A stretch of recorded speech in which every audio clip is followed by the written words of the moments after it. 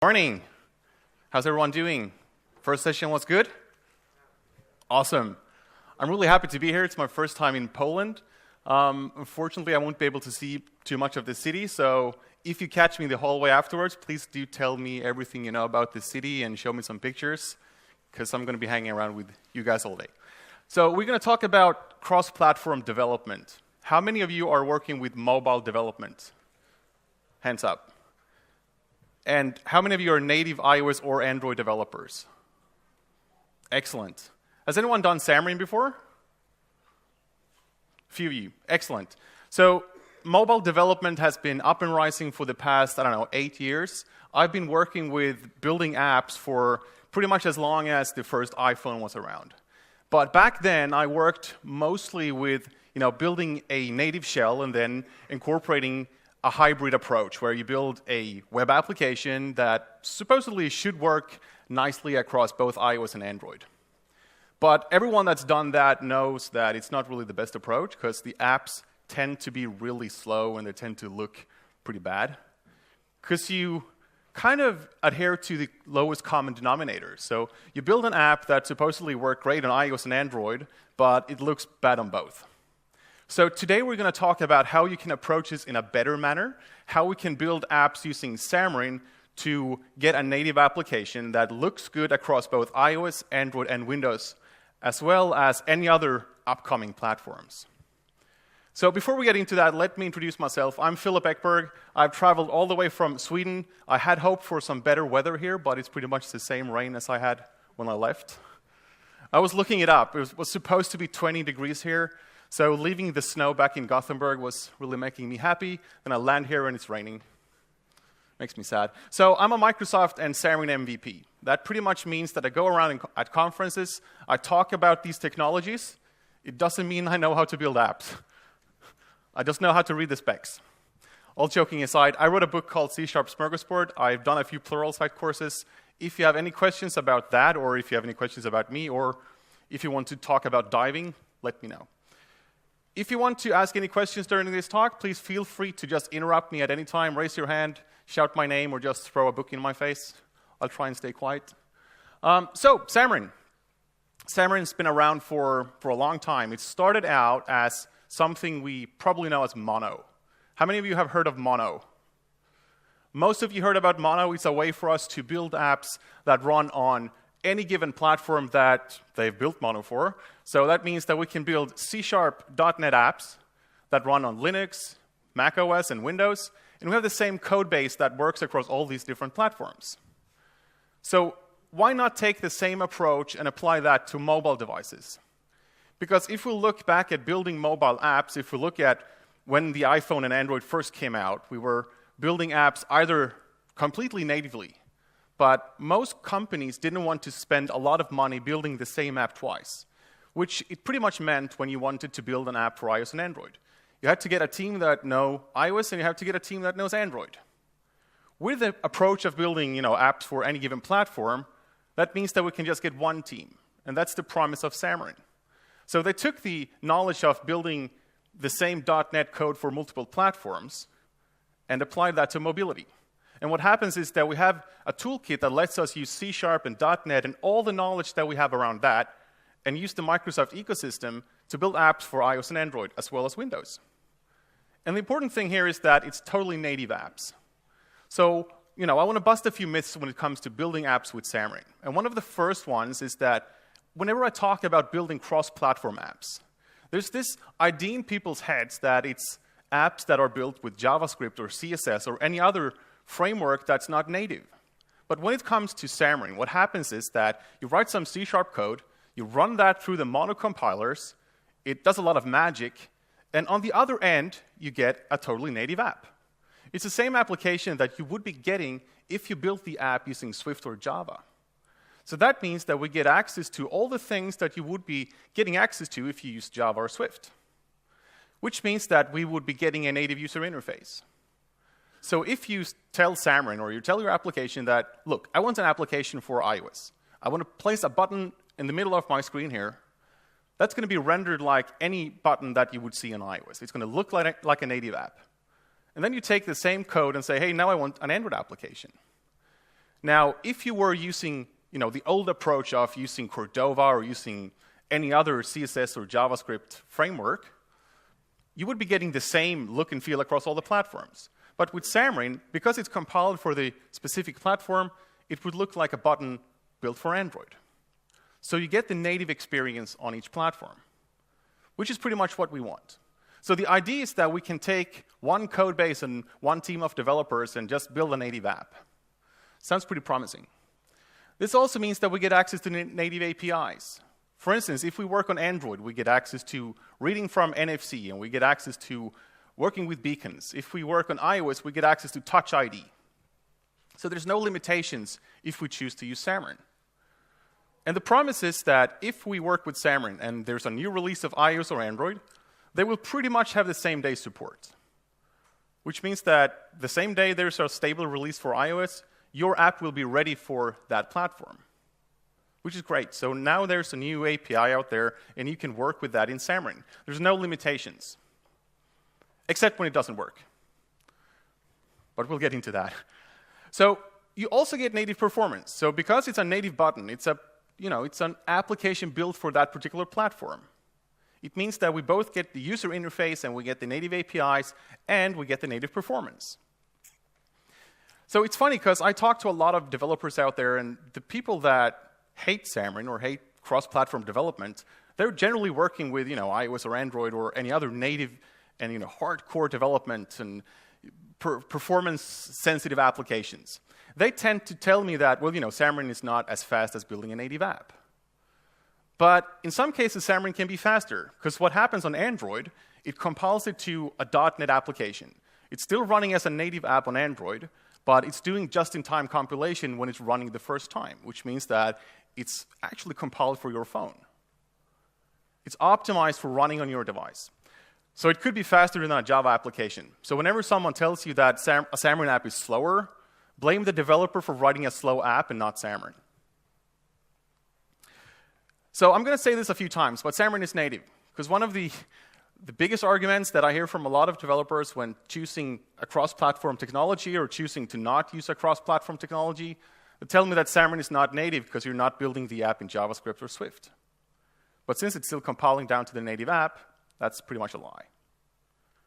It's funny, I've talked to a lot of people out there, and when I show them an application and I don't tell them which technology I used, they tend to comment on how good and fast the app is. I show them an app for Android, I show them the same app for iOS, and they tell me, well, you must have spent a lot of time porting this app across the different platforms. And then I tell them that, well, it's using Xamarin. I don't have to do a lot of work. And all of a sudden, they find so many faults in my app. It's no longer fast. It's no longer looking like a native app. All joking aside, it's actually happened. So these native developers seem to have a misconception that Xamarin is not native. And I just want to make that statement clear. So it sounds pretty promising. It sounds like we can have one development team. It sounds like we can just use one team of developers. We can cut down the costs. We can fire a lot of people, which is probably not what we want. We want to make those developers Xamarin developers, larger teams. More people, the same problem, building things faster. That always works. No, it doesn't. So there's no such thing as a silver bullet. So Xamarin is not just going to solve all your problems. You're still going to have the same problems that you would have if you worked with this native platform. Let's say that you have an application that you're building for iOS. You have a Swift developer that's running into some problems. If you take the same developer and throw some C# knowledge at him, give him my book, and he'll be an excellent C# developer, he's still going to have the same problem.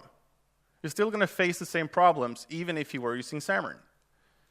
You don't just magically get rid of all the native problems with the platforms. So as I mentioned, the apps are native, which means that you would still get the same problems that you would be getting if you worked with the native programming languages. But the funny thing is that Xamarin solves a lot of our problems because we can focus on one language that targets multiple platforms. But then it's the other problem. Knowing C# is not enough. And why is that? Why is knowing C# not enough for us to be building these applications? Has anyone in here never built a mobile app? Oh, excellent. Everyone's a mobile developer. So what I was going to ask is, if you're a C# developer, build me an app without any prior knowledge. No, that's not going to happen. So I started my career learning Java, and I wouldn't be able to build an Android app because I don't know the APIs and I don't know how the platform works. And the same goes for working with Xamarin. You add one more abstraction on top of the platforms, which means that just knowing C# is not going to solve all your problems.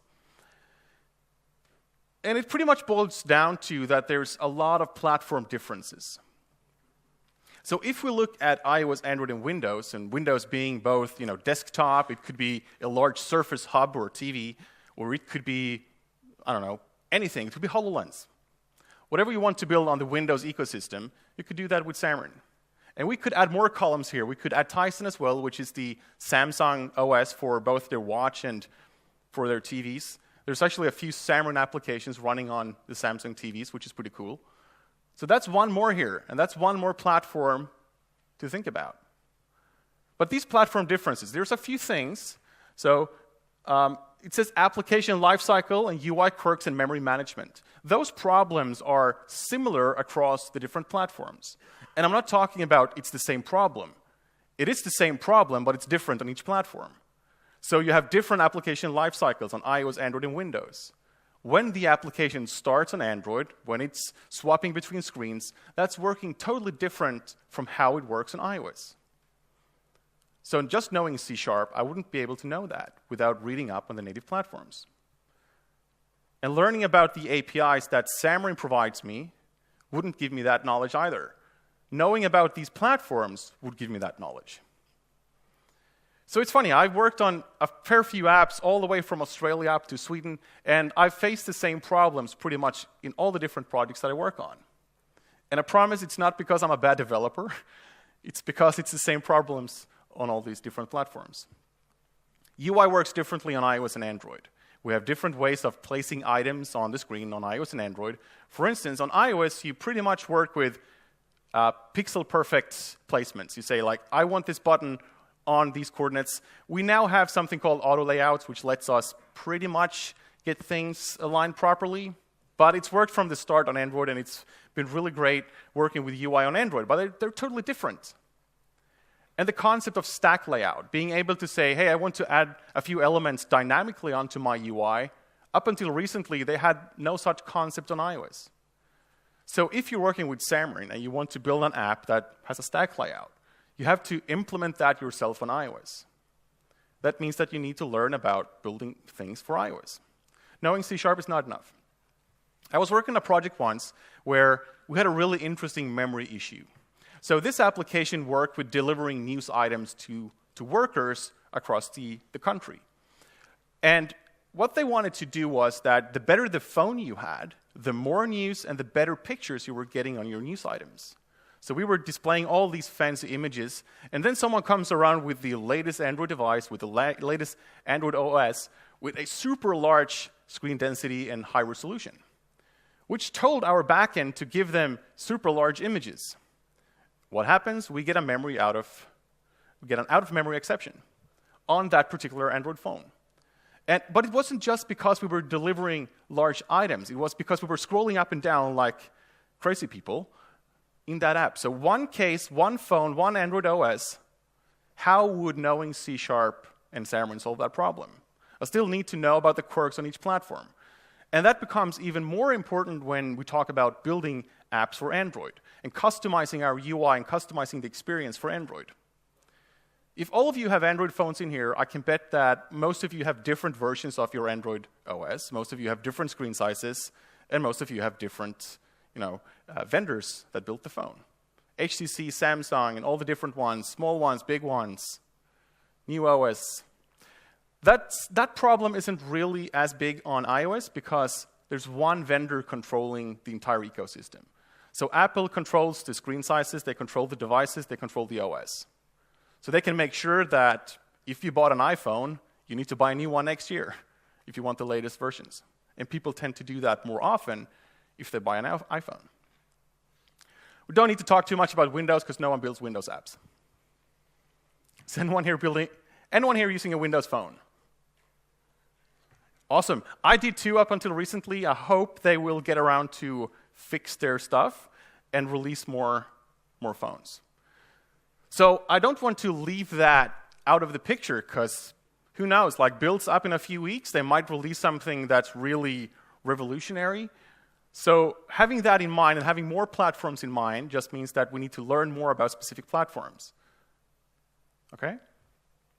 And then we can talk about the middle sections, which is pretty much how we build the UI. So on Android, we have things that are called activities and fragments in Android XML. iOS, we have view controls, nib files, and storyboards. And Windows has pages, MVVM, and SAML. So these are different concepts on all these different platforms. What happens with Xamarin is that we have one layer where we are building the UI for each particular platform. So for instance, I'm saying, this is my Android app, this is what it looks like. This is my iOS app, and this is what that looks like. And then we have a shared layer across those different platforms with logic that could work in our app. And we'll look at what that looks like in just a moment.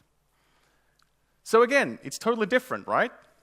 So if someone's told you that, well, you're now C#, you're going to be an app developer.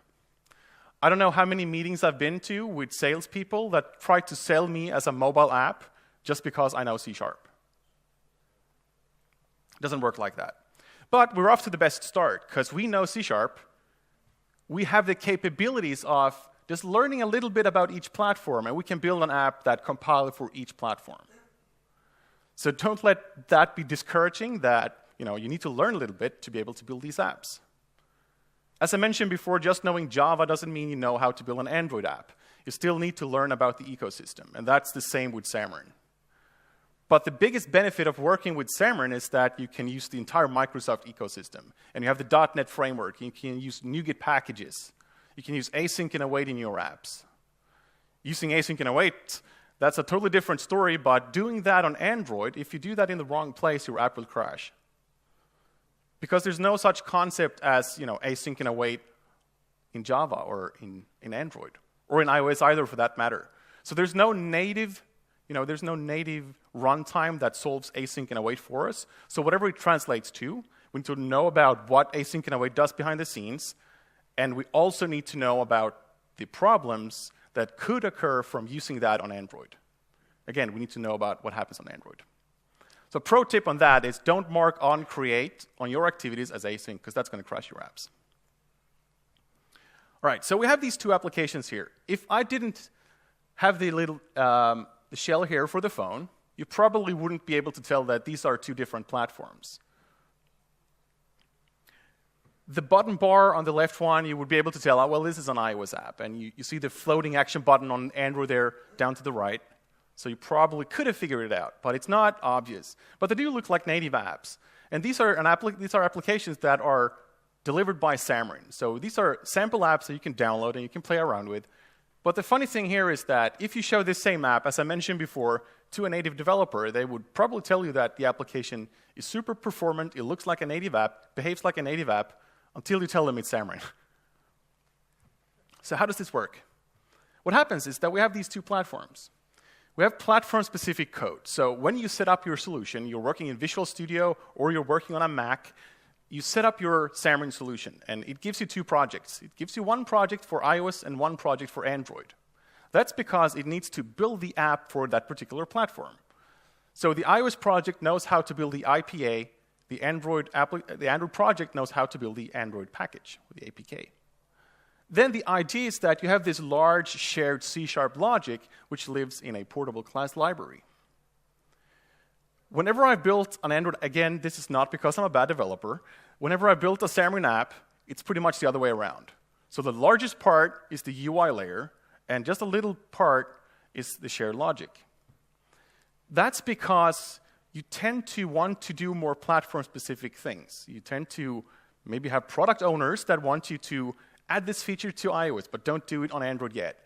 That tend to grow the platform-specific layer. But in a perfect world, we would be able to share about 70%, maybe 50% of the code between these platforms. That means that our team size could probably be reduced a little bit, or we can deliver more features.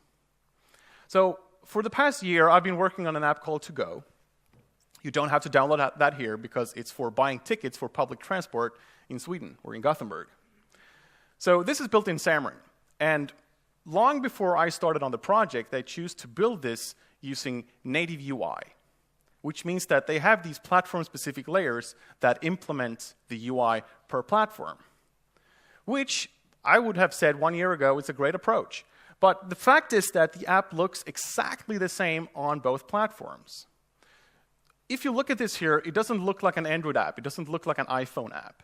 It's an app designed by a design company, and they decided that it should look like this on both the platforms. So it doesn't have any of the native UI principles, but it's still a native app. So why would we implement this twice? Why would you build this twice? Why would you have the UI per platform? Well, one of the reasons is that you might say that this is a UI-heavy application, which is exactly what you want to use the native UI approach for. If you ask me to rebuild this today, I might have looked at a different way of using Xamarin, which I will get into in just a moment. But before we do that, I want to show you what it's like to build a native UI using Xamarin. So I'm going to go into something called Xamarin Studio. So I've installed Xamarin on my Mac here. And let's see here. Here we go. So what this gives me is that it gives me a solution here with 3 different projects. So we have something called reminders here. That project is a portable class library. It contains shared code across my different platforms. And then we have an Android application and an iOS application. So these 2 applications are what helps me build the native binary that runs on my actual device. So let's just run the app for Android and see what it looks like before we look at some code.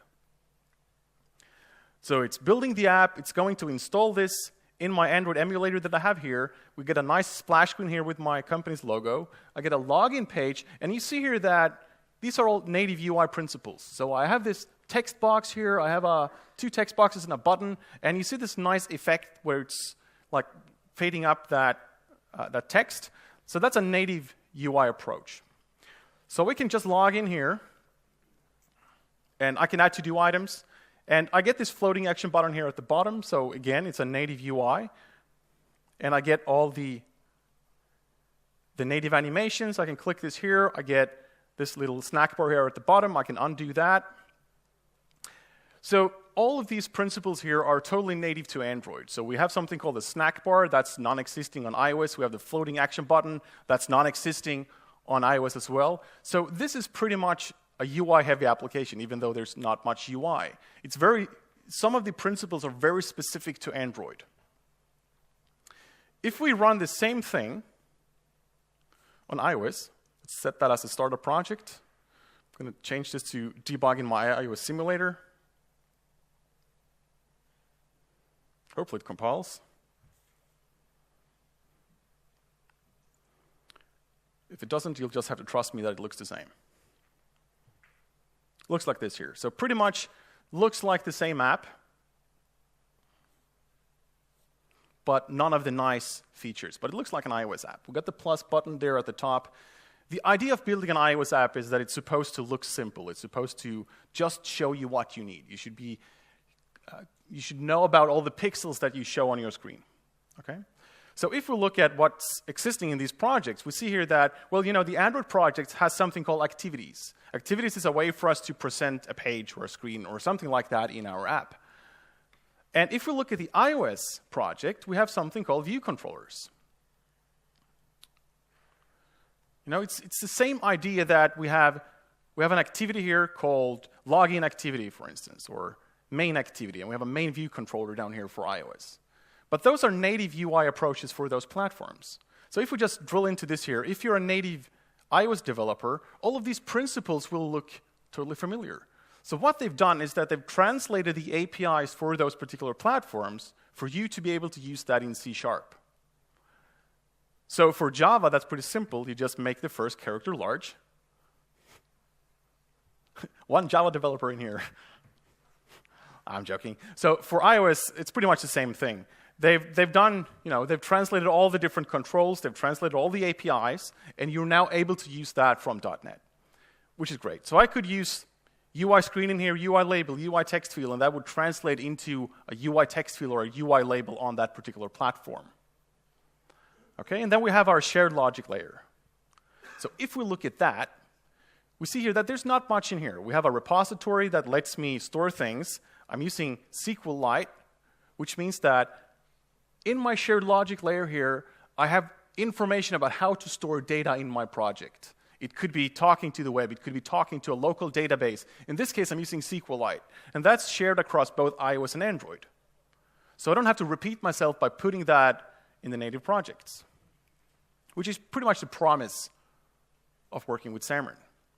So as I mentioned, all I've done here is starting Xamarin Studio. I've set up a new solution, which lets me create a multi-platform application, and I've said that I want to create a native app. All right? So that's super simple. And then I've added some UI principles and things to my UI as well. If we have a look at what's in here, we have all the different resources and the way that an Android app is structured. We have drawables, and we have something called Android XML. And if I click into this Android XML here, you'll see that it opens up a designer that's hopefully showing our layout and lets me work with my UI straight out of Xamarin Studio. So I can do all the Android development and iOS development inside Xamarin Studio on my Mac. Or you could be using Visual Studio for Mac.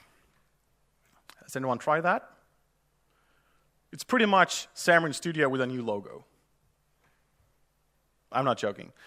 And they're pretty much worked on in different streams, so some updates come faster to Visual Studio for Mac, and some are faster for Xamarin Studio. It's pretty much comparing alpha to stable.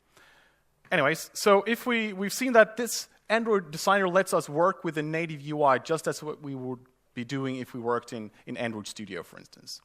If we have a look at our iOS project, we can see that we have things called storyboards.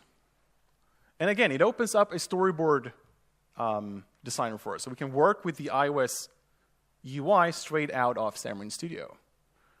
But you do see that it's a bit slow loading sometimes. It's because what it's doing behind the scenes, it's hooking itself up to Xcode. It's making sure that it's sending all the stuff over to Xcode to have it rendered and then come back to Xamarin Studio. So we can work with the UI in here. We can move things around. We can use auto layout and so forth. All the principles that you would be familiar with if you work with iOS development. All right? And I wanted to show you, this is Visual Studio for Mac. Same principles. We can say that we want to create a multi-platform application for iOS and Android, and it would give us a new app for those platforms, and we could start out of that. All right? So the app pretty much looks and works the same on these different platforms. If we just put these side by side, we can see that they're totally different from a UI perspective, but they have a shared backend. So they're using the same SQLite logic to store things using a repository pattern. And the cool thing is that if I want to add more design principles like inversion of control, and I want to add unit tests and so forth, I can do that as well. And I can do all of that with a shared code. So the only thing that's not shared here is the UI layer. So for an application this small, it means that the UI layer is bigger than the shared logic layer, right? Makes sense. Then someone comes and tells you that, well, look, I want to build universal Windows apps. Or let's just call it Windows, because that's, building apps for Windows. Let's do that as well. How hard can that be? Because we've built this app using a cross-platform technology. We were using Xamarin to build our app for iOS and Android. The promise, everyone keeps telling me this, you've promised me that we build this once and it just runs everywhere. We're not working with HTML, CSS, and JavaScript. It doesn't work like that. What we have to do is that we have to introduce one more platform-specific layer. Because right now, our solution has no idea how to build a Windows app. So how do we do that?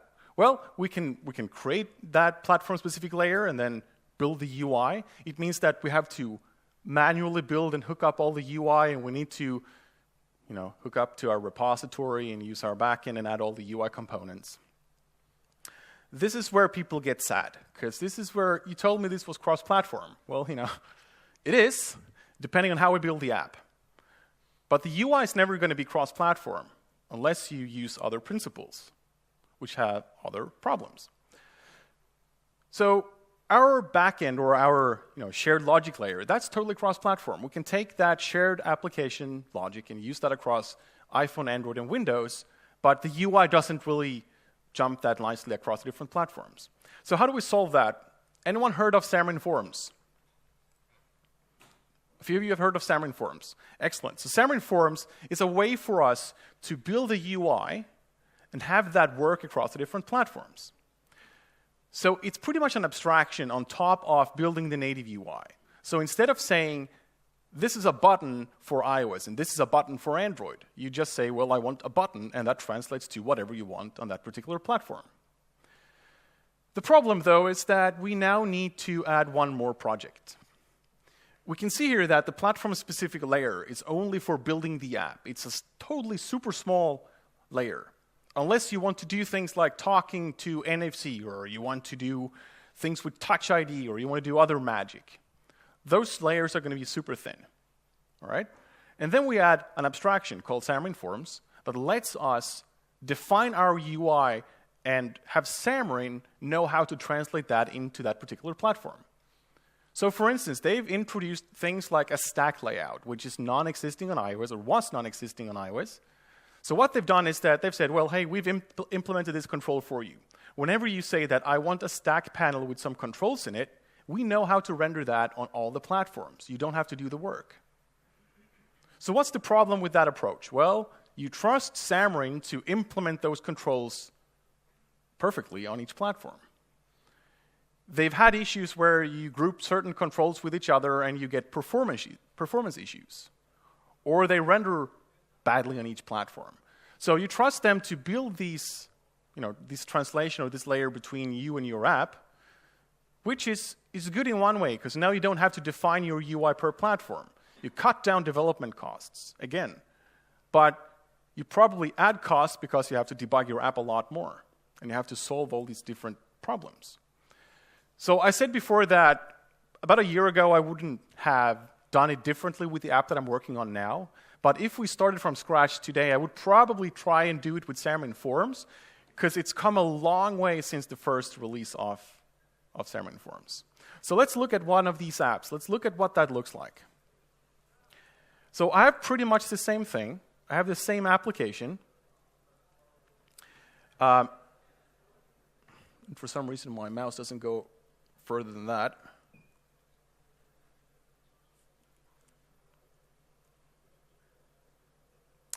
That's totally annoying. Do we have any Mac power users here?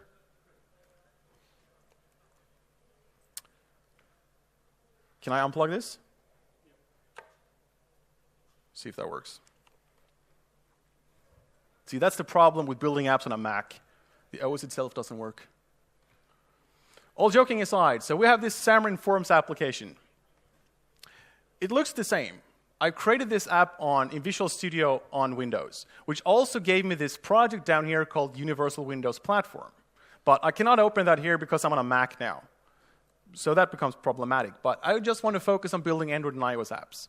So we still have these two platform-specific layers. And if we just expand these two here, pretty much look the same thing. We have something called activities here. We have resources. We have all the other things that you expect from an Android application. But that's just to build the app. That's just resources and things necessary to get the APK out there. And the same goes for iOS. We have one view controller that hooks everything up. And the idea here is that it sets Xamarin Forms up. So if we look at the code here, we have an app delegate. So if you're an iOS developer, so you know about this thing called the app delegate that helps you set up your app. Just move that over here. So you see here that on line 21 here, we have Xamarin Forms in it, which sets everything up. And then it loads an application into our current app. And that does a lot of magic for us. And what happens is that if we go into this app here, we see here that we are now somewhere else. We're setting up something called a navigation page. And this here is shared UI code. If we expand the solution, we are now in a shared library up here, which is where our new UI code lives. So we have this idea of an application. the application is supposed to show a navigation page. And navigation works differently on iOS and Android and universal Windows apps. But Xamarin now knows how to work with that and how to set everything up. So if we go in and have a look at one of these pages, so what I'm doing is that I'm saying set everything up using this navigation thing, and then start up by showing the login screen. I built the UI using code here, because why not? You can use SAML as well, which would be the approach that I would use in a real app, but just to show you what the controls look like. So what happens is that you can use either SAML or you can use code, but if you use SAML, it'll just translate down to this here. So what happens is that I set up something called a content page, which is a way for me to just put content onto my application's screen. So I'm saying here that I want to show an entry, I want to show 2 entries, I want to show a button. And when you click this button here, I want you to run some code. And if you're on Android, I want to do something differently because, I don't know, something works a little bit differently on Android. All right? Actually, what's happening here is that I'm using key store and I'm using the keychain on iOS and Android, and they work a little bit different. When you do that, you need context on Android, but you don't need that on iOS. So they work differently on these platforms. But even if I'm in this shared library, I can use platform-specific code. Because in this case here, I'm not using a portable class library. Or we could be using a portable class library or using a shared project. In this case here, we're using something called a shared project, which is pretty much just like file linking. So what happens is that iOS references this project, and when it compiles the iOS project, it takes all the files in this project and compiles that as a part of itself, which means that it would totally just remove this line here and just compile the iOS part. Okay? Anyways, let's go further down here and see that we set up a stack layout. We add a few controls. We add a label, we add our username entry, which is the text box that we can click, and then we add the button at the bottom.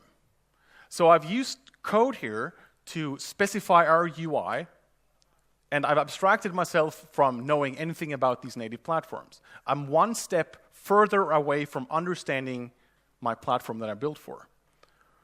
So this is where it becomes, I don't want to say dangerous, but this is where it becomes problematic, because now, all of a sudden, C# developers that know a little bit of SAML can just build apps for iOS and Android. And they run into problems on these native platforms that they have no idea how to solve and spend a lot of time trying to figure out if it's Xamarin's fault, if it's the SAML, or if it's the actual native platform's limitations. So if I just run this here, I'm going to set the Android project as a startup project. I'm going to run that. And we'll see if this works. Hopefully it does. It installs the app into my Android emulator. And of course, I can use all the debugging capabilities with Visual Studio and so forth.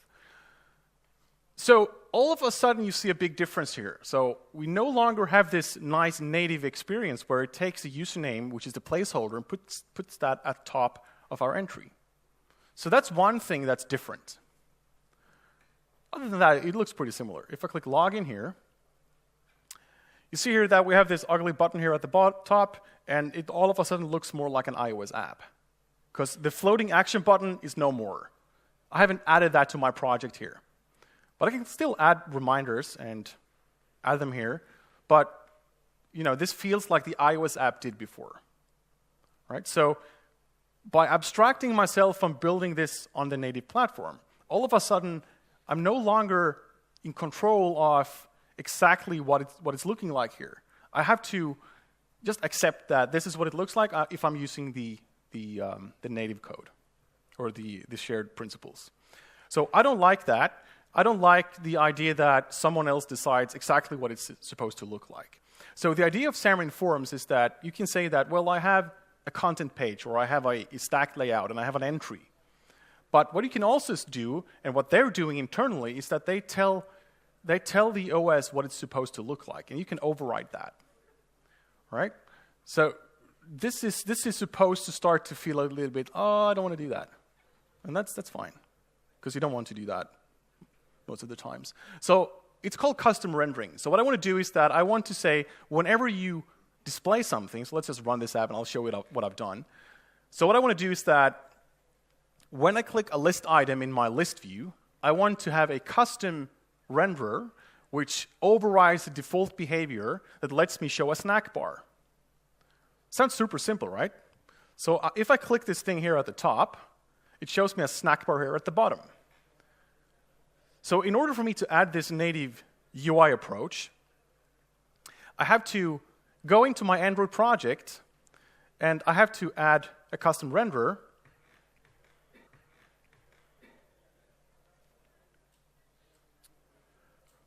Which says that whenever you see something called a to-do list view, which is just what I call my list that shows my reminders, I want you to run all this code to show the snack bar. So I can still override the behavior that I get out of Xamarin Forms. So I can have this UI layer that is shared across the different platforms, which is great, right? So either I go with a full native UI approach where I have to build the same thing twice for each platform and work around how do I share code across these platforms? How much of my code can I put in the portable class library? Or I go with Xamarin Forms, which gives me a default look for an Android app. You say that, well, I want a navigation page and I want a list view here, and they know how to render that. If you use the Xamarin Forms controls properly, it'll render and look excellent on all these different platforms. In fact, this app here is actually using Xamarin Forms, right? So you can make it look really excellent. But sometimes you want to break out of the box and you want to add things like the snack bar, which is non-existing as a shared principle. Or you want to add the floating action button, which is also a non-existing concept in Xamarin Forms. But then you can break out and go into the native platform and say, hey, I want to render it like this instead. And you'll find yourself doing that a lot. And if we look at the app, if we look at this app again that I talked about that I'm working on,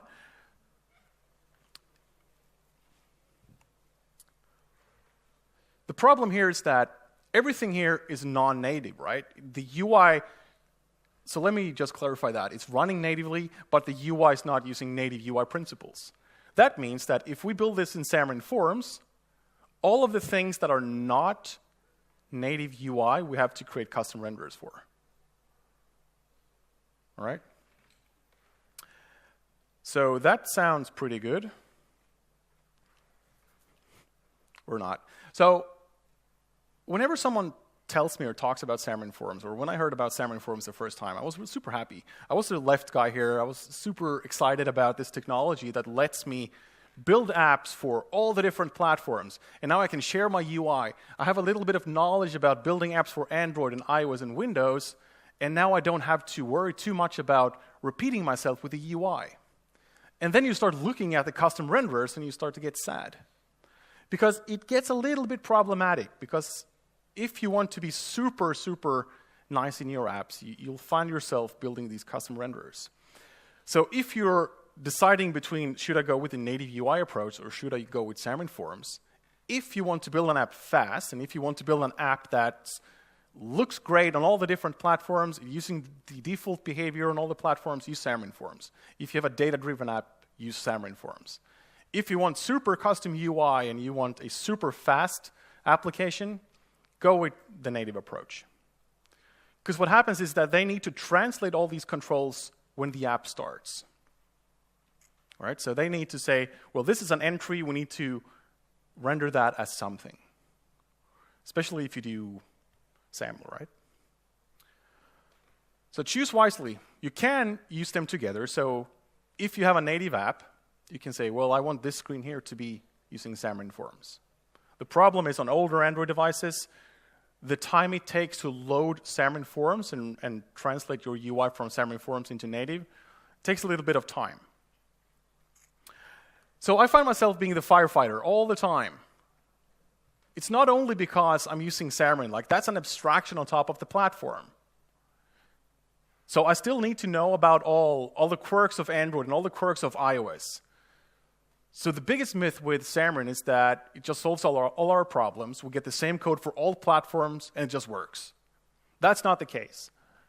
The problem with using something like Xamarin Forms and sharing code is that, we have a lot of different Android devices, and we have a lot of different iOS devices.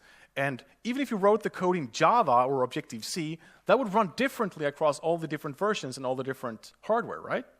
So if I put another abstraction on top of that, which is Xamarin, I could find myself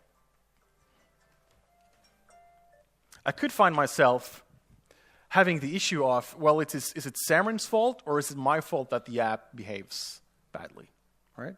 So it's pretty much up to deciding, do we want to share approximately 70% code, which is the promise of using the native UI approach. I don't think I've ever reached 70% shared code across the different platforms.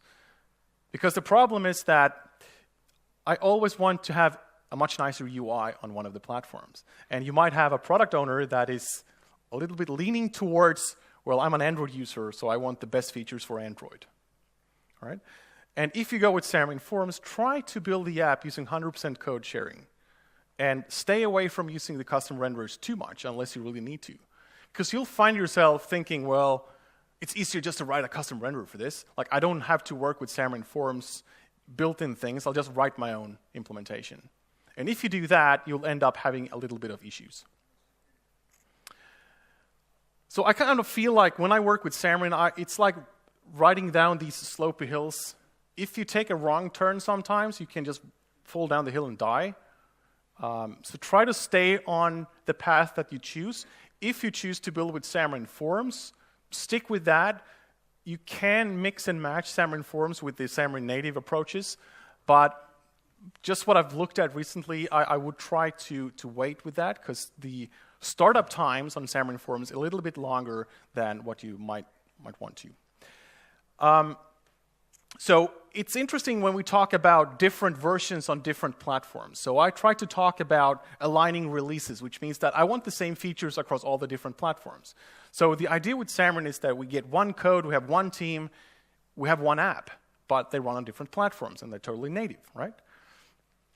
But sometimes, as I mentioned, you get people in your team that want to build features for the different platforms. If you do that, and if you allow your team to build particular features for one platform but not the other, what happens? They put that in the platform-specific layer. And that means that that layer grows. They stop thinking about how do I build this code so it's shared across the platforms. They think more about how do I get the code into this app as fast as possible. And, so think about how do you build your app with all the platforms in mind for all the features that you build, even if you only release that for one of the different platforms. Xamarin allows us to do that with NuGet packages and with portable class libraries. So one approach that we can use is either in our shared libraries, we can say, well, if this is Android, throw this exception. If it's iOS, do this instead. So we still have compiler directives that lets us break out of this is totally shared code. Or you can use something like this. You can use an event pattern. You can use an event aggregator to publish a message, which is then incorporated inside your portable class libraries. And as I mentioned before, async and await in Xamarin is like the way to get deadlocks and the way to reach maintenance hell. So please be cautious when you're working with async and await in your Xamarin apps. I have a course on Pluralsight for asynchronous programming in .NET, so I would recommend to check that out if you want to learn more about that. So ultimately, it boils down to, will we save money building Xamarin apps? That's kind of the question for non-developers, but it gets down to us pretty quickly, right? People tend to ask us, well, will it be faster? Will I be able to reduce the size of my team? Well, it depends on how you build your app, right? So I've been in projects where we save a lot of time and a lot of money using Xamarin because we have one team, and we have one team that understands all the requirements. If someone tells me, I want an application that lets me log in and then add something to Azure, well, I can build that in Xamarin in 2 hours, and you have it on all the different platforms. If you want that natively, I have to learn how to do it on Android and iOS and Windows. And you might have to give that up to different teams. And then you have different teams understanding how to work with all these different technologies. So if you have one team that knows how to work with one technology, you'll probably end up maybe reducing your team sizes, but actually saving money. And even if I do sound a little bit non-positive at times, Xamarin surely makes me a lot happier developer because I can now build these apps using the C# knowledge that I have and the understanding of the native platforms and I can just deploy this to all these different places. And I can use async in a way, and I can use principles that I know from other .NET development and use that across these different apps. Even if I need to know a little bit about the platforms, and even if there's a lot of fighting from purely native developers that Xamarin is not good, it surely makes up for it, because it's a lot easier to get your apps out there and focus on building nice features instead.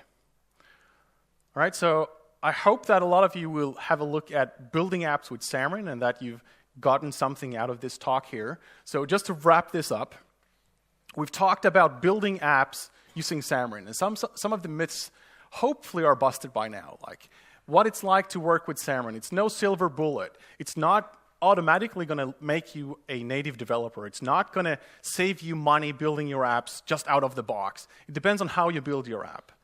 If you're a Java developer and build an Android app and the app sucks, if you build the same app in C#, the app would probably still suck. So it depends on the developer, right? It depends on how you build the app. If you build an awesome app in Java or Swift, you would be able to build the same awesome app using Xamarin. All right? Thank you so much for having me. It's been a pleasure being here. I hope you got something out of this talk.